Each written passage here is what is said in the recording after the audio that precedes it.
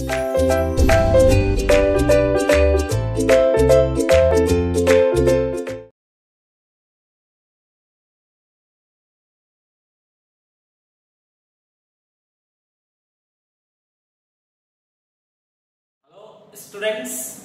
welcome to RK Knowledge channel. Today we are going to take economics subject chapter 3B, elasticity of demand.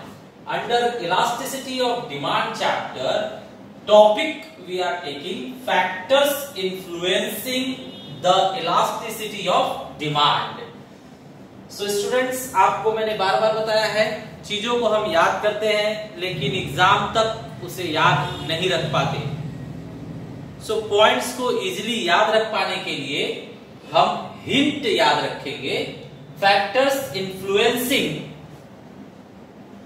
Elasticity of demand, factors influencing elasticity of demand. तो factors जो elasticity of demand को influence करते हैं, वो अगर आपको जानना है तो हिंदुस्तान याद रखिए। हिंदुस्तान, इसको कैसे पढ़ लीजिए आप? Foreigners earning depot. पहले फिरंगियों के जमाने में हर एक फिरंगी के लिए हिंदुस्तान ही कमाई का जरिया था, कमाई का अड्डा था। तो हम वहां से याद रखेंगे कि फॉरेनर्स अर्निंग डेपो मतलब विदेशियों को कमाने का जो अड्डा था वो स्टार्टिंग में कौन था? हिंदुस्तान। हिंदुस्तान को ही सोने की चिड़िया माना जाता था और हर एक फॉरेनर के लिए अर्निंग डेपो था हिंदुस्तान। तो याद रखिए स्टूडेंट्स, फॉरेनर्स के लिए अर्निंग डेपो क्या है? हिंदुस्तान। सो factors influencing elasticity of demand के लिए हिंदुस्तान वर्ड याद रखिए। इससे आपको हर एक फैक्टर का फुल फॉर्म आसानी से मिल जाएगा। सो H मींस यहां पे habits, I means income of the consumer, N means nature of commodity, D means durability, U means urgency of needs, S means availability of substitutes, T means time period, A means attached या फिर complementary goods, and N means number of uses. So students, हमने hint का full form देख लिया। यही factors आपके government text book में भी दिए हुए हैं। सो अब हम गवर्नमेंट टेक्स्ट बुक से लाइन वाइज एक एक फैक्टर लेकर उसे डिटेल में देखेंगे। फ्रेंड्स, यहां पर हम देखने वाले हैं कि कौन से फैक्टर इलास्टिसिटी ऑफ डिमांड को इन्फ्लुएंस करते हैं। मतलब डिमांड इलास्टिक तो है, लेकिन किन कारणों से डिमांड ज्यादा इलास्टिक होता है या फिर कम इलास्टिक हो जाता है। डिमांड के इलास्टिसिटी में बदलाव हो जाता है या डिमांड निश्चित करने वाले कौन से फैक्टर्स हैं, डिमांड के इलास्टिसिटी को इन्फ्लुएंस करने वाले कौन से फैक्टर्स हैं, वो वन बाय वन हम देखेंगे। So first factor in your textbook is given nature of commodity. So students, first read the wording of textbook. Nature of commodity. By nature we can classify commodities as necessaries, comforts and luxury goods. Demand for necessaries like food grains, medicines, textbooks, etc. is relatively inelastic, and for comforts and luxury goods like cars, perfumes, furniture, etc. demand is relatively elastic. So students, आप जानते हैं कि commodity को हम तीन nature में divide कर सकते हैं। 3 टाइप के कमोडिटीज लिए गए हैं। According to commodities nature we can say first category is category of necessary goods. Necessary goods में आपकी मेडिसिन्स आती है, आपका फूड ग्रेन आता है, आपका एजुकेशन मटेरियल आता है जो बहुत ही जरूरी है। स्टूडेंट्स, जो बहुत ही जरूरी चीजें हैं, मिल्क हो गया, सॉल्ट हो गया, ये सब चीजों का प्राइस अप एंड डाउन होने दो, लेकिन लोग वो परचेस करेंगे ही करेंगे। अब सॉल्ट जो है नेसेसरी गुड्स है, मेडिसिन जो है नेसेसरी गुड्स है, तो उसका कितना भी प्राइस अप एंड डाउन होने दो, लोग वो परचेस करेंगे ही करेंगे। डिमांड कम ज्यादा नहीं होगा। डिमांड कम ज्यादा नहीं होगा मतलब डिमांड इन इलास्टिक होगा। सो स्टूडेंट्स, ये बहुत इंपॉर्टेंट कॉन्सेप्ट है, आपके ऑब्जेक्टिव में भी पूछा जा सकता है, इसे ध्यान रखिए। Elasticity of demand for necessary goods is in elastic. Necessary goods का हम डिमांड अप एंड डाउन नहीं कर सकते। तो सबसे पहला फैक्टर इन्फ्लुएंस करने वाला था आपका नेचर ऑफ कमोडिटी के अंतर्गत नेसेसरी गुड्स। अब देखते हैं comfort and luxury goods. Students, comfort and luxury goods वो होते हैं जो हमें आरामदायक या शानो शौकत वाली चीजें होती हैं। आरामदायक मतलब क्या हो गया, फ्रिज हो गया, वॉशिंग मशीन हो गया, और शानो शौकत वाली चीजें क्या हो गई, कार हो गया, डायमंड हो गया, नेकलेस हो गया, ये सब चीजें। तो student, comforts and luxury goods के केस में अगर प्राइस कीमत बढ़ती है तो लोग क्या कहते हैं कि ये बहुत जरूरी चीजें नहीं है, बाद में खरीद लेंगे, जब पैसे होंगे तब, अभी तंगी है, खरीदना कोई जरूरी नहीं है तो नहीं खरीदेंगे। तो कंफर्ट वाली चीज थोड़े बाद में खरीद लेंगे और लग्जरी चीज छोड़ ही देंगे, नहीं खरीदेंगे। तो बताइए, कंफर्ट वाली चीजों को छोड़ देंगे, नहीं खरीदेंगे क्योंकि कीमत बढ़ गई है, बोलेंगे बाद में परचेस कर लेंगे हम। और लग्जरियस गुड्स में क्या कहेंगे कि जाने दीजिए, हमें नहीं चाहिए, कोई जरूरी नहीं है। जैसे हीरे की अंगूठी हो गई, सोने चांदी का नेकलेस हो गया, तो वो हमें नहीं चाहिए, बहुत ज्यादा कीमती है, कीमत बढ़ गई है, उसे खरीदना ही बंद कर देंगे। सो डिमांड यहाँ पे कम ज्यादा हो जा रहा है, डिमांड कम ज्यादा हो जा रहा है, तो यहाँ पे कहेंगे elasticity of demand is elastic. यहां पर डिमांड रिलेटिवली इलास्टिक है। Correct students? तो हमने जो बातें सीखी वो दिमाग में जरा रखेंगे। नेचर ऑफ कमोडिटी के हिसाब से 3 कैटेगरी है, necessary goods, comfort goods and luxurious goods. Necessary वाले गुड्स का प्राइस कितना भी होने दो, डिमांड क्या होगा, इन इलास्टिक। और कंफर्ट लग्जरियस गुड्स के प्राइस अगर बढ़ गए तो डिमांड क्या हो जाएगा, इलास्टिक हो जाएगा। Correct students? So first point we completed. Students, second factor in your text book is availability of substitutes. So हम टेक्स्ट बुक की वर्डिंग पहले पढ़ लेते हैं। Demand for a commodity will be more elastic if its close substitutes are available in the market, for example lemon juice, sugar cane juice, etc. But commodities having no close substitutes like salt, the demand will be inelastic. So students, आपने यहाँ पर देखा कि अगर किसी चीज का substitute available है, सब्स्टिट्यूट मतलब होता है ये चीज को छोड़कर दूसरा चीज आप ले लेंगे तो भी आपका रिक्वायरमेंट फुलफिल हो जाएगा, आपकी चाहत कंप्लीट हो जाएगी। जैसे आपको प्यास लगी है, रास्ते में आ रहे हैं, धूप लग रही है, अब रास्ते में आप क्या देख रहे हैं कि एक शुगर कैन की दुकान है और एक लेमन जूस की दुकान है।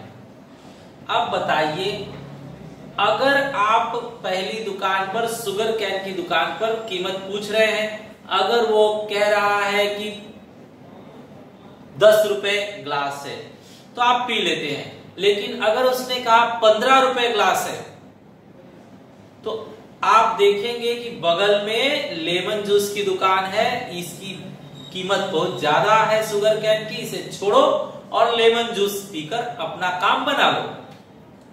सो स्टूडेंट्स, अगर आपका सब्स्टिट्यूट बगल में नहीं होता तो आप मजबूरी में क्या पीते, शुगर कैन का ही जूस पीते। लेकिन सब्स्टिट्यूट अवेलेबल है, इसलिए इसकी कीमत चेंज होते ही आपने इसका डिमांड छोड़ दिया, आपने डिमांड इसका कम ज्यादा कर दिया, मतलब आपने डिमांड कम कर दिया। तो ये आप डिमांड कम करने में क्षम्य थे, योग्य थे, एबल थे। क्यों? क्योंकि उसका सब्स्टिट्यूट अवेलेबल है, इतना महंगा क्यों खरीदे, जाकर सब्स्टिट्यूट ले लिया जाए। सो स्टूडेंट्स याद रखिए, अगर किसी चीज का सब्स्टिट्यूट अवेलेबल है इजिली, तो जो मेन कमोडिटी है उसका डिमांड क्या होगा, इलास्टिक होगा। जैसे ही कीमत बढ़ेगी लोग उसे छोड़कर दूसरे प्रोडक्ट पर शिफ्ट हो जाएंगे। सो हियर मेन प्रोडक्ट का अगर सब्स्टिट्यूट अवेलेबल है तो उसकी इलास्टिसिटी क्या होगी, मोर इलास्टिक होगी, डिमांड जो है मोर इलास्टिक होगा। करेक्ट। अब कोई ऐसा प्रोडक्ट लिया जाए जैसे सॉल्ट की जगह पर कोई दूसरा यूज चीज नहीं कर सकते हम। मेडिसिन, जो मेडिसिन चाहिए वही लेना होता है, उसे चेंज करके दूसरी मेडिसिन नहीं ले सकते। तो जिन चीजों का सब्स्टिट्यूट अवेलेबल नहीं है वो कीमत बढ़ने के बाद भी मजबूरी में हमें वही परचेज करना पड़ेगा, लोग उसे खरीदेंगे ही खरीदेंगे, डिमांड कम ज्यादा नहीं होगा। तो इसे हम कहेंगे डिमांड इज इन इलास्टिक, कम ज्यादा नहीं हो सकता। Correct students? तो ध्यान में रखिए, जिस चीज का सब्स्टिट्यूट अवेलेबल है उसका डिमांड इलास्टिक होगा, और जिस प्रोडक्ट का सब्स्टिट्यूट अवेलेबल नहीं है उसका डिमांड इन इलास्टिक होगा। Correct. Third factor in your text book is number of uses.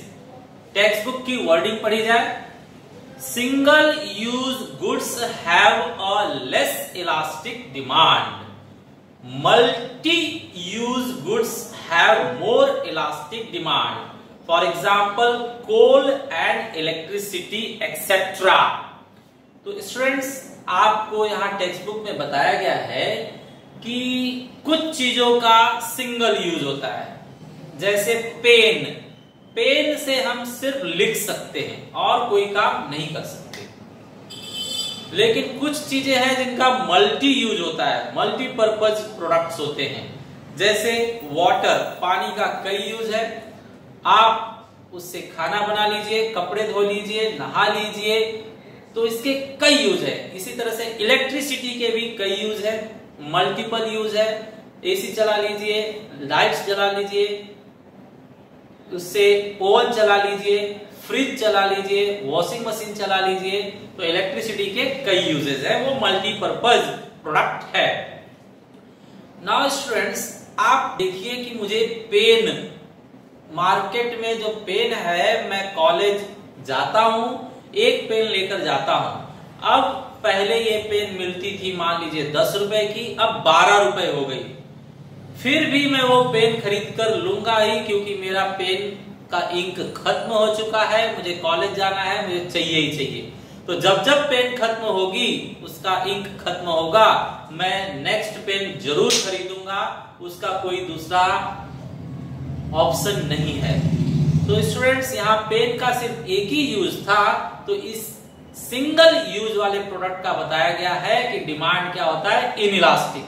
आप वो खरीदोगे, अगली बार 12 रुपए से 15 रुपए हो गया, फिर भी आपको कॉलेज जाने के लिए पेन तो चाहिए, तो पेन आप खरीदोगे ही खरीदोगे, उसे छोड़कर साइड हटने वाले नहीं हो।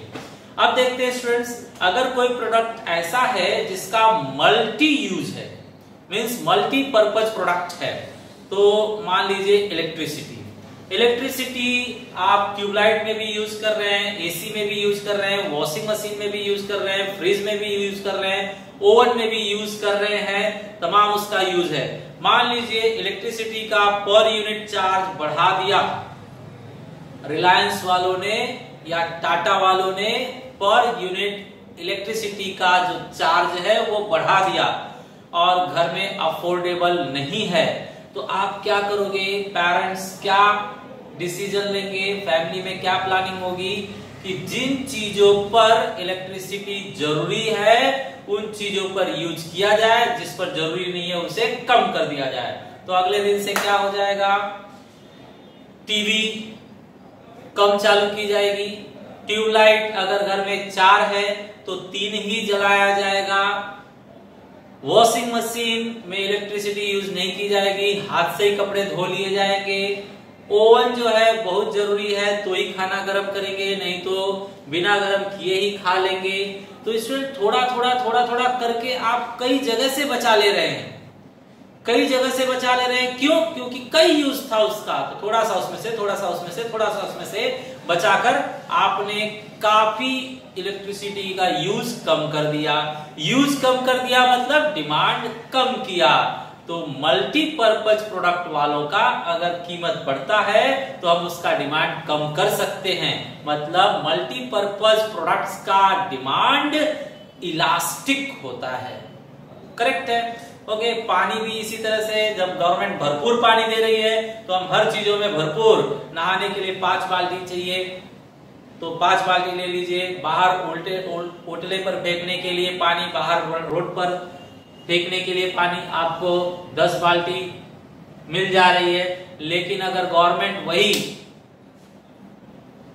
रेट बढ़ा दे या फिर जो आपको सप्लाई कर रही है गवर्नमेंट वाटर की वो रिड्यूस कर दे, कट कर दे, तो फिर आप क्या करेंगे?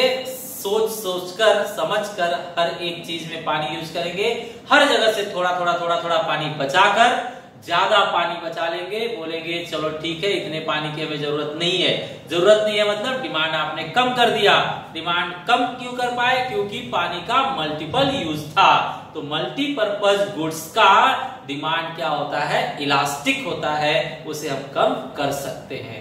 तो फाइनली स्टूडेंट ध्यान में रखिए, सिंगल यूज वाले प्रोडक्ट का डिमांड इन इलास्टिक होता है, लेकिन मल्टी यूज वाले प्रोडक्ट का डिमांड इलास्टिक होता है। Correct? Now students, 4th point आपके टेक्स्ट बुक में है हैबिट्स। सो टेक्सचुअल वर्ड्स पढ़े जाए। Habits make demand for certain goods relatively inelastic. For example, addicted goods, drugs, etc. Students, आपका पॉइंट कह रहा है कि कुछ गुड्स हैबिट्स वाले होते हैं, हमें कुछ चीजों की लत लग जाती है।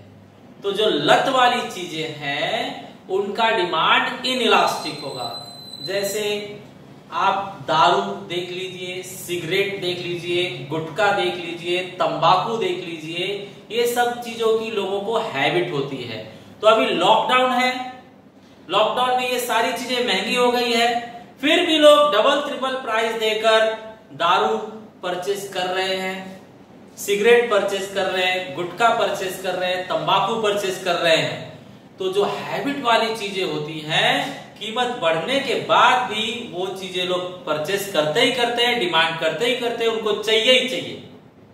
सो हैबिट वाले प्रोडक्ट का डिमांड इन इलास्टिक होता है। और जिन चीजों की हमें हैबिट नहीं है, लत नहीं है, मान लीजिए मैं मूवी देखना पसंद करता हूं, थिएटर में जाता हूं देखने के लिए, लेकिन अगर थिएटर का रेट बढ़ गया तो मैं कहूंगा मुझे कोई लत थोड़ी है, मत दिखाओ मुझे सिनेमा में, कुछ दिन के बाद मोबाइल पर या टीवी पर आ जाएगा तो मैं देख लूंगा। या मिनिमम चार्ज जो है ईयरली सब्सक्रिप्शन मोबाइल में है आपका प्राइम वीडियो में, उस पे मैं पैसे देकर मोबाइल पे कई मूवीज डेली देख लूंगा। तो इस तरह से मैंने थिएटर जाना अस्वीकार कर दिया, मैंने थिएटर का डिमांड नहीं किया। सो डिमांड आप कम कर पा रहे हैं क्योंकि आपको उस चीज की हैबिट नहीं है। बरोबर? अगर आपको हैबिट हो गई, लत लग गई, तो फिर आप नहीं छोड़ोगे। करेक्ट है? ओके। तो ध्यान रखिए स्टूडेंट्स, ये पॉइंट आपको ये बता रहा है कि हैबिट वाली चीजों की जो डिमांड है वो इनइलास्टिक होती है।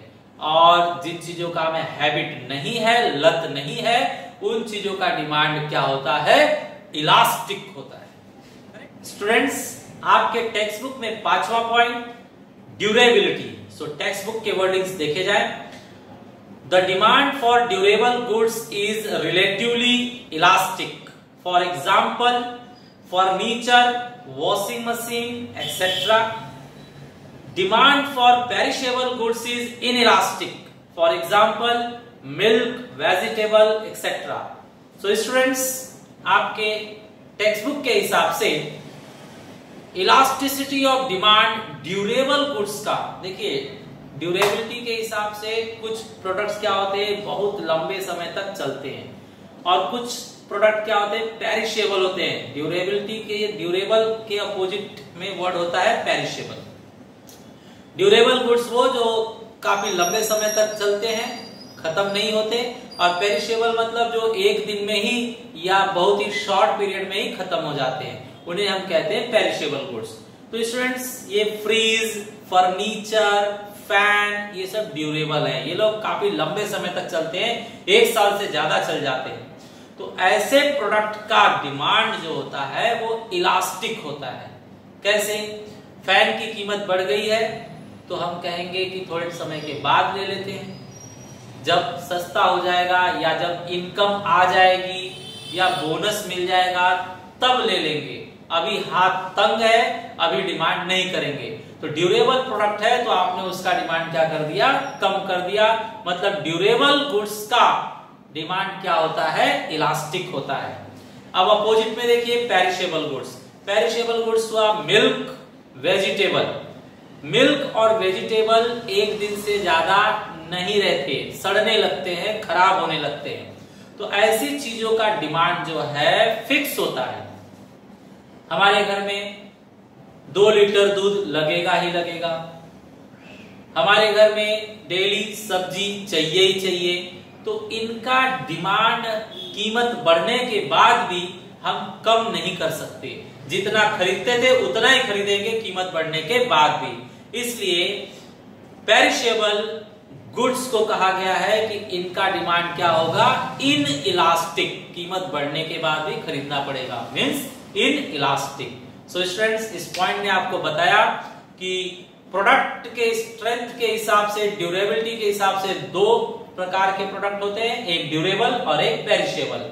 ड्यूरेबल का डिमांड क्या होगा, इलास्टिक, बाद में खरीद लेंगे। लेकिन जो पेरिशेबल गुड्स हैं उनका डिमांड क्या होगा, इनइलास्टिक, डेली चाहिए तो चाहिए ही, कीमत कुछ भी हो। Correct students? Now student, 6th point in your text book is complementary goods. Wording text book की देखी जाए। The demand for a commodity which is used in conjunction with other commodities to satisfy a single want is relatively inelastic. For example, a fall in the price of mobile handset may lead to rise in the demand for SIM card. तो students, complementary goods वो goods होते हैं जो conjunction में use होते हैं, मतलब किसी एक दूसरे प्रोडक्ट के साथ मिलकर यूजफुल होते हैं। जैसे मोबाइल और सिम अकेले अकेले यूज नहीं होंगे, जब उनको कनेक्ट करोगे, कंजंक्शन होगा उनका, तब ज्वाइंटली उनको यूज कर पाओगे। तो जिनको हम ज्वाइंटली यूज करते हैं, ऐसे प्रोडक्ट्स को हम कॉम्प्लीमेंट्री गुड्स कहते हैं। जैसे कार है और पेट्रोल है, ओनली पेट्रोल यूज नहीं होगा, ओनली कार नहीं यूज होगा, जब दोनों ज्वाइंट होंगे तब यूज कर सकोगे। तो ऐसे प्रोडक्ट्स को हम कहते हैं कॉम्प्लीमेंट्री गुड्स। अब कॉम्प्लीमेंट्री गुड्स के केस में क्या होता है स्टूडेंट्स, कॉम्प्लीमेंट्री गुड्स के केस में डिमांड इन इलास्टिक होता है। कैसे? मान लीजिए आपने कार लिया हुआ है, अब पेट्रोल की कीमत बढ़ गई तो पेट्रोल खरीदना आप छोड़ देंगे क्या? आपने कार लिया हुआ है, डेली आपको ऑफिस जाना है, आपके जॉब पर जाना है, तो पेट्रोल तो खरीदोगे ही खरीदोगे कार को चलाने के लिए। तो यहाँ पर पेट्रोल की कीमत बढ़ गई है, फिर भी आप पेट्रोल खरीदोगे ही, क्योंकि उसका जो ज्वाइंट प्रोडक्ट है वो आप यूज करना बंद नहीं कर सकते। तो पेट्रोल की कीमत बढ़ने के बाद भी आप खरीद रहे हो, डिमांड आपने कम नहीं किया, आप डिमांड कम नहीं कर पा रहे हो, तो हम लोग कहेंगे यहाँ पर डिमांड क्या है, इन इलास्टिक है।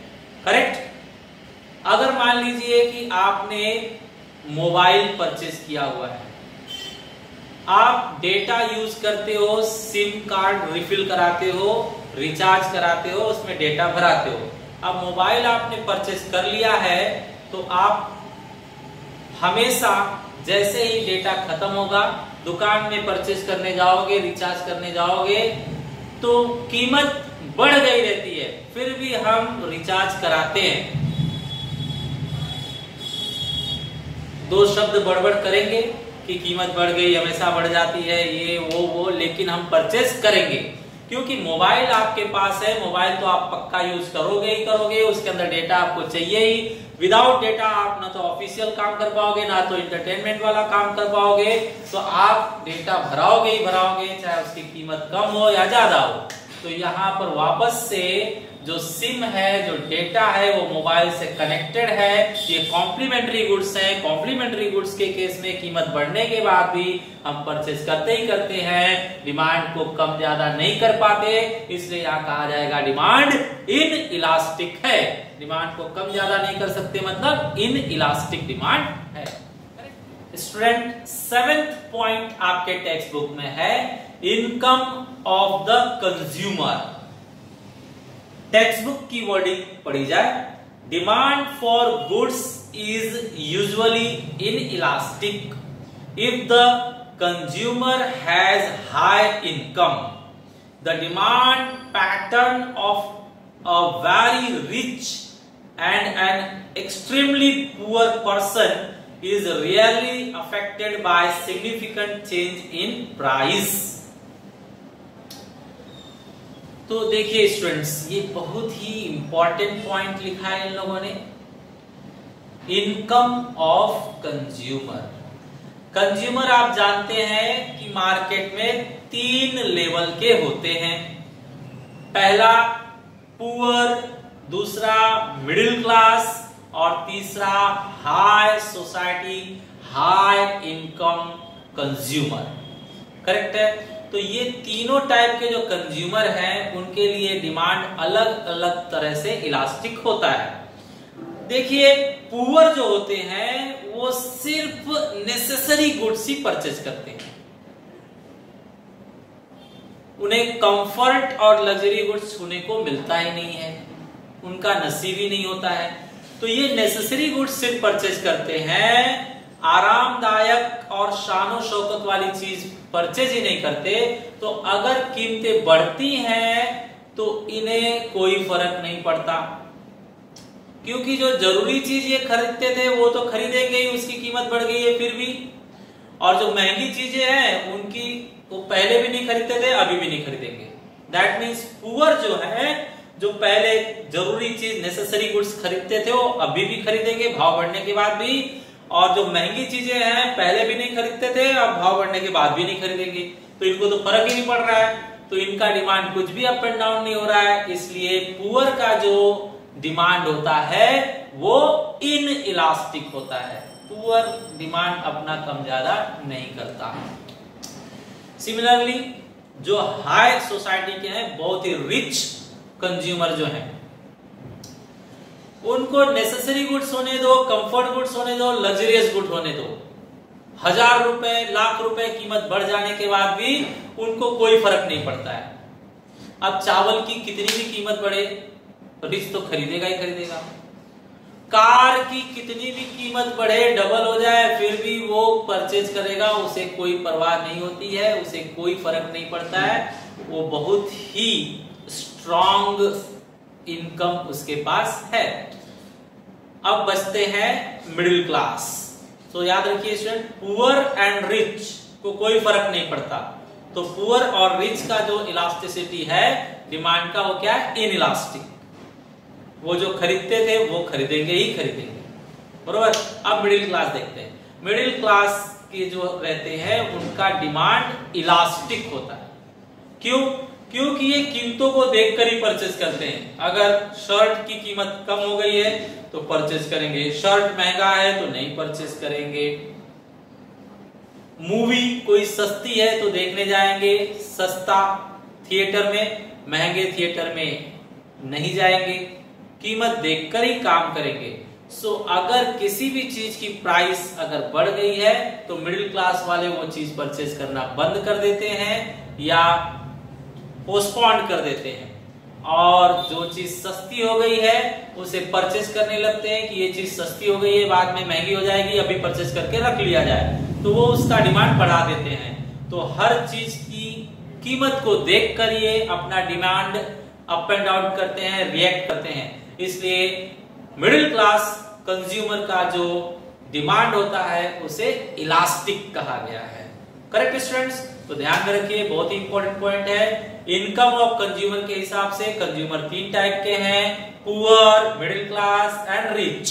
पुअर एंड रिच जो चीज खरीदते थे वही चीज खरीदेंगे, कीमत बढ़ जाए या घट जाए उन्हें कोई फर्क नहीं पड़ता, तो इनका डिमांड क्या होगा? इनइलास्टिक। लेकिन जो मिडिल क्लास है वो कीमत को देखकर ही अपना डिमांड कम ज्यादा करता है, इसलिए हम इसके मतलब मिडिल क्लास कंज्यूमर के डिमांड को क्या कहेंगे? Elastic demand. Correct students? 8th point है आपके टेक्स्ट बुक में, urgency of needs.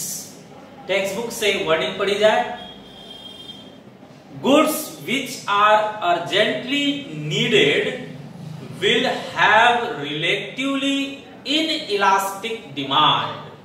For example, medicine, luxury goods which are less urgent have relatively elastic demand.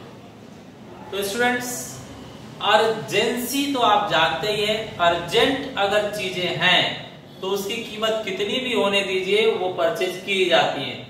अगर किसी का एक्सीडेंट हो गया है, उसे ब्लड की जरूरत है, डॉक्टर की जरूरत है, मेडिसिन की जरूरत है, तो कोई भी कीमत हो, कीमत बढ़ गई हो, फिर भी वो उसे परचेज करेगा ही करेगा। उसका डिमांड क्या होगा? इनइलास्टिक होगा। लेकिन अगर अर्जेंसी वाली गुड्स नहीं है, कंफर्ट वाली है, लग्जरियस है, तो हम पोस्टपोन कर सकते हैं या नहीं खरीद सकते हैं, डिमांड को अप एंड डाउन कर सकते हैं, मतलब उनका डिमांड क्या होगा? इलास्टिक होगा। सो स्टूडेंट, सिंपल बात है, अर्जेंट गुड है तो प्राइस कितना भी होने दो, लोग परचेज करेंगे ही करेंगे, मींस डिमांड इज इनइलास्टिक। और कंफर्ट लग्जरियस गुड्स का डिमांड क्या होगा? इलास्टिक होगा। Students, last point, 9th point from your text book is time period. The text book wording is elasticity of demand is always related to period of time. It varies with the length of time period. Generally speaking, longer the duration of period, greater will be the elasticity of demand and vice versa. This is because a consumer can change the consumption habits in the long run in favor of cheaper substitutes of the commodities. तो students, यहां पर बताया गया कि time period important है। अगर लोगों को तुरंत कहोगे कि दूसरा सामान खरीदिए, प्राइस बढ़ गया है, तो लोग नहीं खरीदेंगे, उन्हें उस चीज की आदत पड़ी हुई है। जैसे मैं कॉफी पीता हूं, तो कॉफी की कीमत अगर बढ़ जाए, तुरंत मुझे बोलोगे कि चाय पीना चालू कर दो, तो मैं नहीं पीऊंगा, मैं कॉफी ही पीऊंगा। लेकिन लंबा समय अगर दे दिया जाए तो धीरे धीरे धीरे धीरे कभी कभी कॉफी, कभी चाय, कभी कॉफी, कभी चाय, फिर धीरे धीरे कॉफी कम, चाय ज्यादा करके धीरे धीरे मैं कॉफी बंद कर दूंगा। तो साल 2 साल का अगर टाइम दे दोगे तो फिर डिमांड क्या हो जाएगा? इलास्टिक हो जाएगा। लेकिन शॉर्ट पीरियड में डिमांड क्या होगा? इनइलास्टिक होगा। तुरंत मुझे बोलोगे कि कॉफी छोड़ दो तो मैं नहीं छोड़ पाऊंगा, लेकिन लॉन्ग टर्म में मैं छोड़ दूंगा, डिमांड कम कर दूंगा। तो शॉर्ट पीरियड में डिमांड क्या होता है?